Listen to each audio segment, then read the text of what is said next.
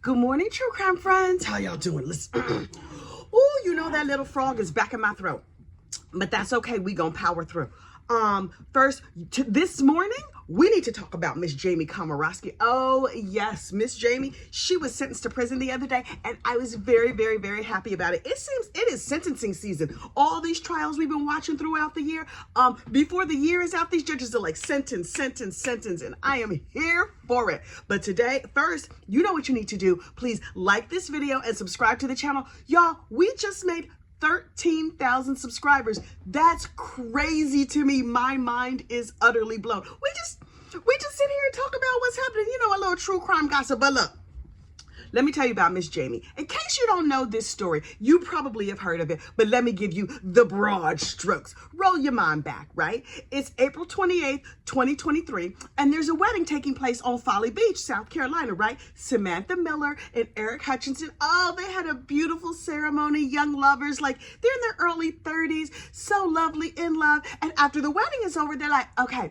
this was the perfect evening. And apparently Samantha was like, I never want this night to end. So they climb on board a golf cart and they're driving on back to their Airbnb so that their honeymoon can begin. Apparently on Folly Beach, golf carts are like the general mode of transportation. They just drive down the street, like, you know, on the golf cart. Anyway, so they're sitting there in the golf cart and they're making moon eyes at each other, whatever. Eric's brother-in-law and nephew are in the front. And then boom, out of nowhere, they get hit by a car going 63 miles an hour. That's crazy. That is so fast. Young Samantha was unfortunately unalive right there on the scene. Eric, the brother-in-law, the nephew, grievously injured, right? It's a terrible situation. It makes all the news, international news. Now, Jamie Komorowski was the driver of that car. Young Jamie, 25 years old, originally from Jersey. And I was like, oh, not a Jersey girl. You know how I feel about Jersey. I myself may or may not be a Jersey girl. I am very much a Bergen County girl. Y'all, that's North Jersey. Very, very different from South Jersey. Anyway, so Jamie, but please know, Jamie went to school in South Carolina and she had a South Carolina driver's license. So in my mind, she's a South Carolina girl, not a good Jersey girl like me. So anyway, Jamie is on the scene of the accident, drunk as a skunk, and she's just like, what happened? I don't know. Somebody hit me. I don't understand why somebody hit me. What? So the police question her at the scene. She's completely unharmed because of course she is. And apparently she keeps periodically looking over at poor Samantha laying on the side of the road being like, oh my God, what happened to her? Who is that? This is very upsetting. Why did this happen? And they were like, okay, Heifer, you gonna have the right to remain silent. Why don't you just get on over here in the back of the police car? And she's like, no, I don't want to get in the police car. Why are you arresting me? This is terrible. Y'all. So they bundle up Miss Jamie and they put her on the back of the police car and they take her off to prison. And now this family is left to grieve and heal and clean up all the wedding confetti, whatever. Terrible situation, right? That's the story I saw when I started seeing phone calls from this Jamie Komorowski from the prison. You know that YouTube channel, Phone Calls from Prison. Hey, Shay girl, y'all, Phone Calls from Prison has all the tea. And just so you know, Shay from Phone Calls of Prison just put up a special Jamie Komorowski summary of all the calls that they have on her. So get on over there to PCFP and check them out. I'll put a link in the description of this video. So anyway, Jamie gets to wagging her lips over there on the phone, and I was like, oh, now here we go. This child about to show who she really is. Now, when she thinks nobody's listened to her phone calls, she's calling her parents, she's calling her boyfriend, and she's having conversations. And I was like, okay, what this heifer gonna talk about? And she like, oh, I'm in such terrible grief. I can't believe this terrible thing happened to this family. It's so awful. No. That was not Jamie's concern. And one of her first phone calls, she's like, Daddy-o, who is apparently her father, why is this happening to me? Happening to you? Why is this happening to you? Okay, okay. I'm trying to wrap my mind around it, right? And she's very, very, very upset that the police have arrested her. And oh my God, I can't do 15 years in prison. 15 years seems like a lot. Like that's more than half my life. Jamie was 25 at the time of the accident. Like, heifer, ma'am, I'm gonna need you to be a little bit more reflective and think about maybe somebody other than you. And then when Jamie is upset, apparently she tantrums. Clearly she's dysregulated at the time that she's in prison, but sometimes like pressure can form a diamond or pressure can crush you. This child, I was not even entirely sure what I was looking at.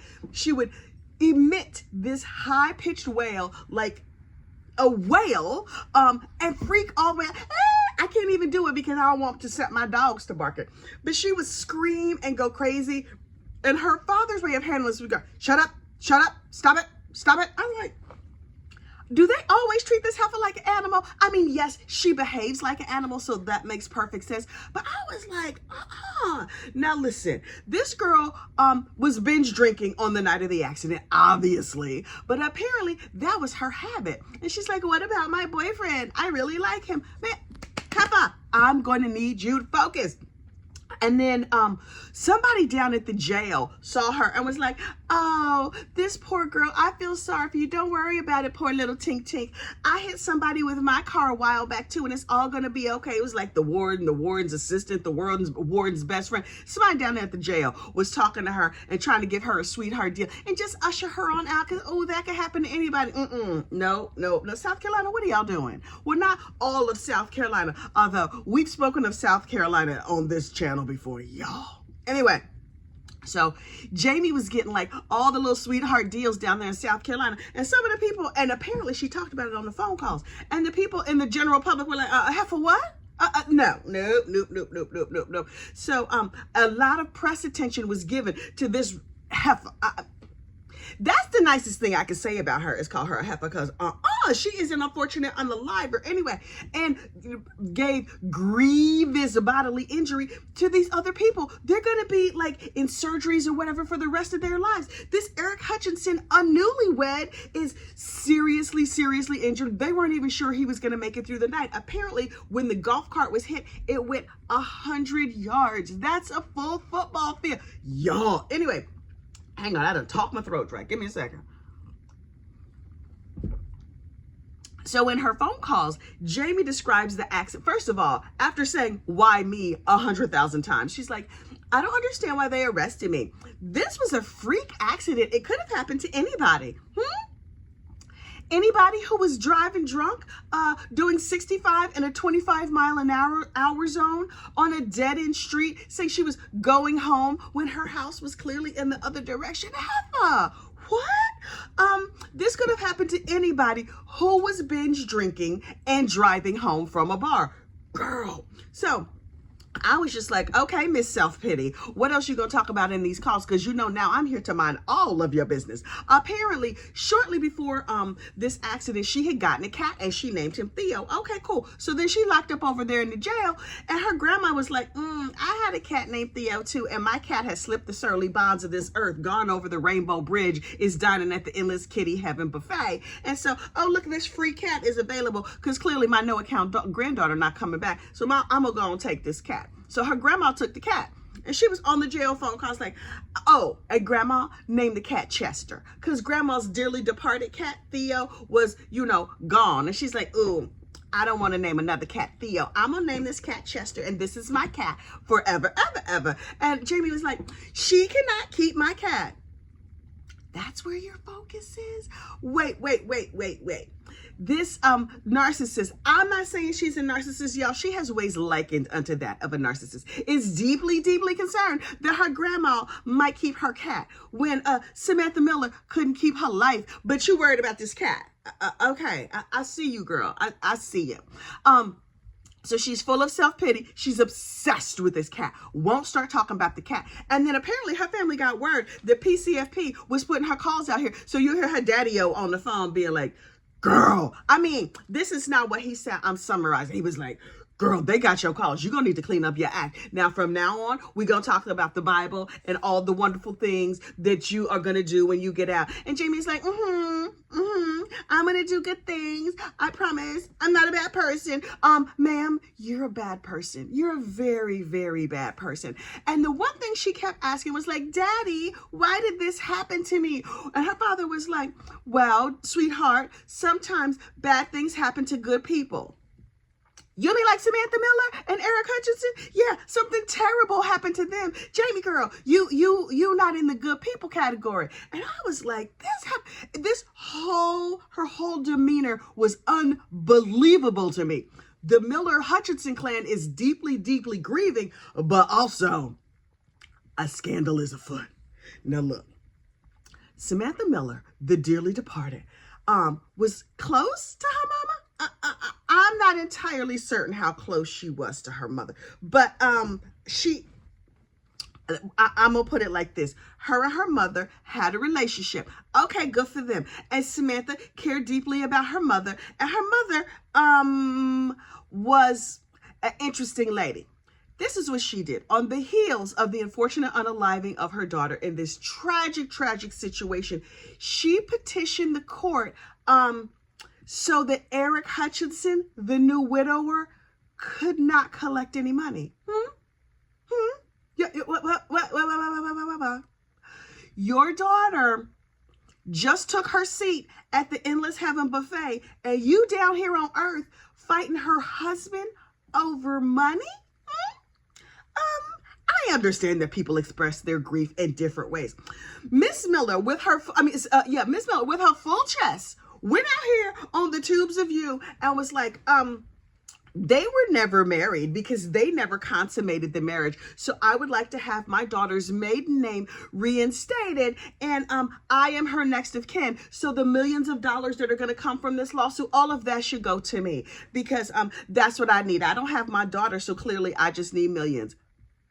Ma'am, clearly Jamie Komorowski is the worst person on earth. You know who a close second? Samantha Miller's mama. Because girl. And so Eric was like, look, I'm grieving. I'm trying to heal from my illnesses, my wounds. I've had 25 surgeries. I've been to the ER a zillion times. I'll tell you what, I'll give you half the money. I don't even care. And Samantha Miller's mother was like, no, I want all the money. Ma'am, that's terrible. I don't know. Now, the bars that overserved Jamie Komorowski, also, let's be clear, Jamie Komorowski overserved herself. In fact, she was so used to driving drunk, in my opinion, that when she got stopped by the police, she had her line together. They were like, how many drinks have you had? I have only had 2 drinks. She immediately refused to answer questions. She knew all the no, I'm not going to take the little breathalyzer thing. No, I'm not going to do this. I'm not going to do that. Hey, but don't you know how the law works? It's a lady's body on the side of the road. You over here trying to negotiate and politic while you still drunk. That's okay. They're going to take you behind to the hospital. They're going to take your blood, and then they're going to, do math, long division and stuff, and they're going to figure out how drunk you were. And so you see in the phone calls when her father calls her to let her know that her blood alcohol content has come back. He's like, hey, sweetheart, listen, I have to tell you something. You might have to go to rehab. And she's like, ugh. For how long? And her father was like 4 to 6 weeks. And she was like, okay, if it helps the case. If it helps the case. Her father was like, well, it'll help you too, because some information has come out. She's like, wait, what information? And her father was like, your blood alcohol content. It's bad. It's pretty bad. But she was 3 times the legal limit. It's bad. It's horrible. And she was like, you are freaking me out.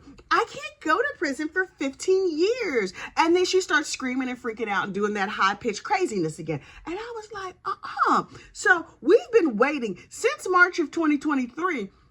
Wait, after a few months, after 7 or 8 months in jail, she gets out on bail. And she's like, I'm going to help the sick, and I'm going to help the homeless, and I'm going to move in with mom, and I'm going to do all these great things. Happy, you ain't never had no job. You're 25. You've been out of college for a couple of years. You graduated in 2020. It's 2024, and you are still not gainfully employed. According to Miss Jamie, she's had 2 jobs, one for 2 months, one for 3 months. What was you doing with yourself? Just sitting around living off your mama's dime, getting drunk all the time, meeting boys and stuff? Girl, a million pictures of her on social media, tipping up bottles. Oh, she was skinny, she was cute, she was wearing a little shorts, and she was out here shaking her booty. Now listen, full disclosure, when I went to college, I majored in beer drinking and booty shaking. Oh, yes, I did. I was like, and I was about to graduate summa cum laude in the areas of getting drunk and kissing boys. But you know what I was not doing? Driving around. Because I was like, I'm just going to drunk walk because clearly I'm a danger to myself. I just don't want to be a danger to others too. So anyway, I understand a little something about that beer drinking and booty shaking life. I promise you I do. I've been sober since when did I get sober? 1996, but we're not here to talk about me. So anyway, Miss Jamie is like, okay, I'm going to get a job. Heather, you should have had a job anyway. She said, I'm going to get a job and I'm going to help others and I'm going to help kitties and puppies and I'm going to do all the things that I'm supposed to do and I might even cut back on a little bit of my drinking. No. Well, she gets out of prison and they give her a scram monitor, right? A scram monitor is an ankle monitor that you put on your, ankle. And it measures the amount of alcohol in your system so she can't drink at all. So she starts going to AA meetings, but she can't leave the house. So she can only go to like Zoom and online AA meetings. And she gets really into AA. Only after she leaves prison, because they got AA stuff over there in the jail because people come in and volunteer and do it. But she's like, no, thank you, because I still want to have cocktails when I get out. Well, she got out and she was like, oh, wait. This thing on my ankle is going to tell you how many drinks I have. Okay, I guess I'm going to try and do better, right? Although I just learned this very week that some people with these scram monitors slip a piece of bologna between the monitor and their skin so that the monitor reads the bologna and not the skin, and then they drink anyway.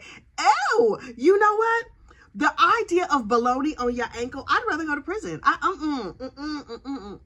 Is there special ankle bologna? Oh, I have so many questions about this. But anyway, so she stayed sober for the pendency of this, of her release. And I was like, okay, good for her. And she started doing her steps and doing the AA thing. And she got a sponsor and she's doing all the right things. I mean, being a better person, not so much because that takes a little while. But she's like, okay, I'm doing all the things because it's going to help the case. And her parents, nice Jersey people, spent a lot of money. They're like, oh, we hired the mob lawyers for you. They do all the best criminals. And since you now are a criminal, then we're gonna get you the best criminal lawyer we can find. Okay, great. So the other day, the sentencing comes about, and they had the victim impact. Well, the trial was supposed to start, and word came down the young Jamie was gonna plead guilty. And I was like, oh.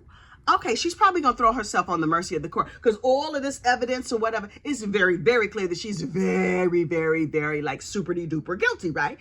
So she comes in, and first of all, Jamie, when on her jail phone calls, she's cute, she's young, she's, no makeup or whatever, her hair is pulled back, and she's like, daddy-o, blah, blah, blah, blah, blah. Now, she comes to prison, and I was like, who's that?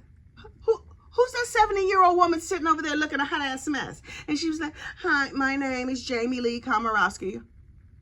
She gave up alcohol and she discovered ring dings and ho-hos. Now listen, we're not going to weight shame this lady. But girl, you couldn't run a brush through your hair, put on a little lipstick or something? Girl, she looked horrible.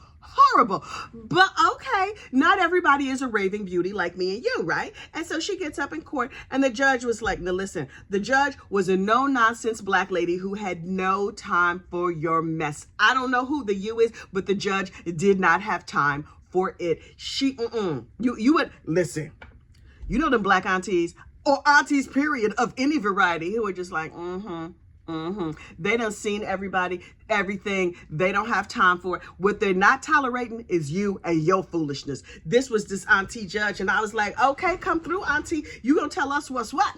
So auntie sits up there and she's like, state your name. I was like, look, I sat up a little straighter and stated my name. I was like, I am Kathy of Gossip, Rumor, and Innuendo. I promise I have not done nothing. On my honor, I will try. I think that's the Girl Scout law. Anyway, so Jamie is like, my name is Jamie Lee Komorowski, and I have gone to AA, and I've done all the things, and I have a sponsor, and I'm hosting meetings at my apartment. People come to me because they know I can't go out, and I'm on the Zoom, and I'm leading meetings, and I'm answering the AA hotline. I mean, subtext so that it looks good on my case. Who knows what's going to happen when the case is finished. But for now, she's doing all the right things that she's supposed to do, right? And I'm like, okay, good for you. It kind of don't matter, but okay, good for you. And then Samantha Miller and Eric Hutchinson's family get up. Now, the trash mama of Samantha Miller got up, and this was fascinating. These families were fascinating. Samantha Miller's mama got up there, and she's like, listen, for 100,000 years, I've been a drug and alcohol counselor, so I counsel people who are like that bag of garbage. I mean, the lady who's sitting over there, and she says she went to AA, but the heifer ain't never go to rehab. How come she ain't go to rehab? I want to know why she didn't go to rehab, or at least IOP. That's intensive outpatient. And so, she's like, AA is not enough. That heifer needs to go to rehab. But I digress. My daughter was wonderful, blah, blah, blah. And all the other people get up there and tell their very tragic stories. And then Samantha Miller's daddy stood up. Now listen, Samantha Miller's daddy, much like the judge, the auntie judge, ain't having no time for nobody's mess. And he told a compelling story. He looked a little bit of a hot ass mess too, but he was like, look, when I was 2 years old, I was hit by a car and left for dead on the side of the road. It was a hit and run situation. Everybody assumed it was a drunk driver, and they never found the person who left me grievously injured. But clearly I survived, and I'm here today, and I have my children, and I'm very, very happy, and everything is good. But for years and years and years, I carried around the rage and anger of this person hitting me and leaving me on the side of the road when I was only 2 years old, right? He said 6 months before my daughter passed away, I had a conversation with her, and I said, you know what? I'm gonna let it go. I've hated this person. I've carried all this hate in my heart, and I let it go. It was like a weight lifted off my shoulders, and I was like, ooh, hallelujah, amen, right? And he was just like, and then this happened.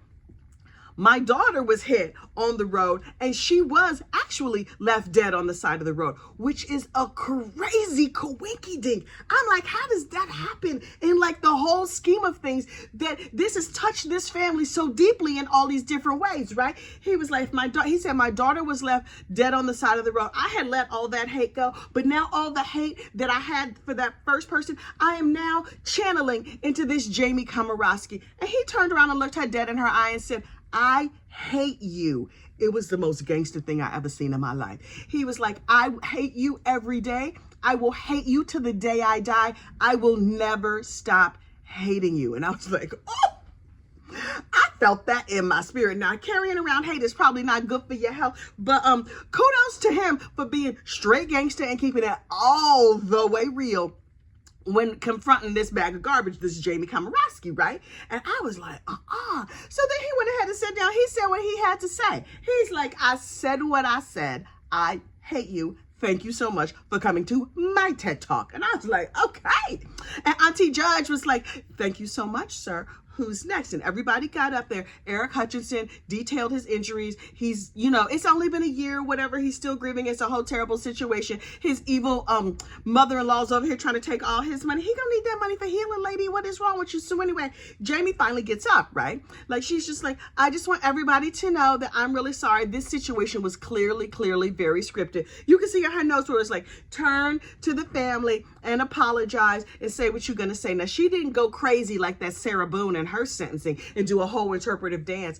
She was like, Your Honor, I just want you to know that I'm very sorry, and this will never happen again, and I'm trying to change my life. And when I get out of prison, when this is all over, I'm gonna go and do animal therapy work and work with puppies and kitties. Ma'am, that's not how this gonna go. Judge Auntie, the whole time, was looking down at her piece of paper, writing notes, handing things to her court clerk or whatever. Periodically, she look up and she's like, keep going, heifer. That's not what she said, but she was bringing, just keep going, heifer. That's the energy she was bringing. And then she's like, I'm gonna need to think about this for a minute, because so she started asking the lawyers all these questions. Well, how long was she at home? Did she slip the baloney in her ankle monitor? Oh, she didn't? Okay, wait, did the heifer ask to go to actual rehab or IOP or something? And her lawyer was like, no, her family spent all their money hiring us because we're very expensive. We're supposed to try and get her out of jail. But no, she didn't ask to go to rehab. She didn't try to go to rehab. She didn't try to do Zoom rehab. I don't know if they have Zoom rehab, but she wasn't trying to do all that. She was just trying to do whatever to make this case go away. And I was like, okay, cool. And Judge Auntie was like, okay. So listen, when she was locked up, how often was she allowed to leave her house? And the lawyers were like, oh, she never left her house. And the judge was like, okay, good. So she was in jail. You know, Jamie was like, I never left my house. So I know I'm going to go to jail for like 3 minutes and then I'll be home. Because roll your mom back in them phone calls. She was like, I'm going to be home in a couple of months. Oh, Jamie, girl, you have so misjudged the situation, right? So she stands up there in her suit, looking a hot ass mess, and she's ready to receive her punishment when the judge comes back. And there's 4 charges, right? The judge says on the first charge of whatever it was, I don't even know what it was, I sentence you to 10 years. And Jamie was just like sitting there, mouth open. Now, look, you have to realize every single thing I watch on YouTube, I watch on 2X, right? So to me, I saw just like mouth open. She's still like a statue, right? On the second charge of whatever the second charge was, you know, committing bodily harm with a vehicle or whatever, I sentence you to 15 years. Jamie is not moving. She's stiff as a statue. You know how much she's like, wait. They supposed to start with the lowest numbers first. Did she start with the highest numbers accidentally?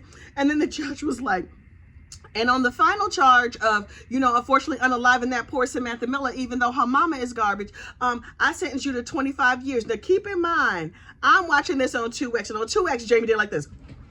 Like, when I watched it just this morning in regular motion, she just moved her head back a little bit. But in slow motion, she was like, when it was real fast, sped up, 2X, she was like, and I love that part because you could tell this heifer thought she was going to go home and reclaim her cat Theo, whose name is now Chester. And she was just going to go work with puppies and kitties and do something else. Heifer, you know what you're going to be doing until your 50s? Your 50s. Think about it. She's now 27 years old. When you were 27, how far did 50 seem? It seemed like 100,000 years away. Once upon a time, I was 27. I had a baby that year. And now I'm 54. And that was a long time ago. This heifer is just like flashing before my eyes. My cute boyfriend I thought I was going to have. The babies I thought I was going to have. The puppies and kitties. Girl, you're not going to steal your grandma's cat back. Plus, your grandma going to be dead by the time you get out of prison. 25 years? Heifer. It was too much. It brought me so much joy. But wait, there's more. If you watch the Law and Crime feed, start at about 8 minutes and 30 seconds, right? Go find that video. Oh, maybe I'll link it in the video. I'll link it in the description of this video.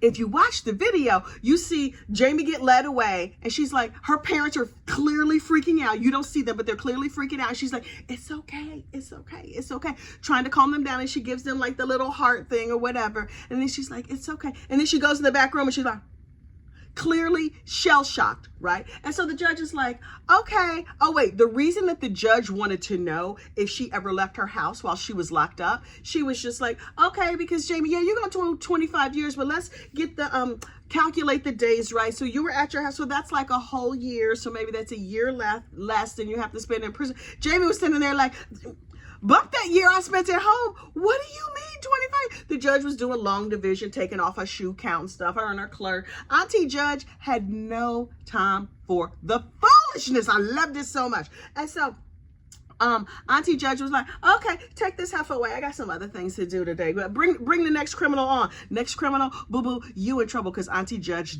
does not have time for it. So they take Jamie in the back room, right? And her family is clearly upset. They leave the courtroom. And then the bailiffs start to empty the courtroom. And you see the Miller and Hutchinson's families, row by row, start to file out. And that's when you hear it. 8 minutes and 42 seconds into this video, you hear it. Remember that wail from the jail phone calls? You hear Jamie Komorowski wailing in the back room. And I was like, heifer. Remember that time you said you couldn't do 15 years? Guess what? I got something to tell you. You're not going to do 15 years. Heifer, you doing 25. And you have earned every single day of it. I only regret that they didn't give you more child. They maxed you out on every single count. Auntie Judge was not playing with you. What you're not going to do is be down there in Folly Beach committing all this mayhem and craziness. No, ma'am. No. So maybe they will put you in the prison puppy and kitty program over there, but your life is over. Just like poor Samantha Miller. But here's the difference. Samantha, your mama can go down to the prison and look at your trifling behind. Samantha Miller's no account mama has to go to a graveyard. But look, the most gangster person in this case, aside from Auntie Judge, was Samantha Miller's daddy. As they filed out, You see him stand up to leave. He catches the judge's eye and he's like, I was like, yes, brother. Yes, yes. He was like, I will hate you forever. I hope those words ring in her ear. May she find some peace and comfort in prison. She took a life. She sacrificed her own. That just seems fair to me. Then the rest of us going to go out here in these true crime streets and live the rest of our day. And Miss Jamie, still in prison. Y'all have a great day. Bye.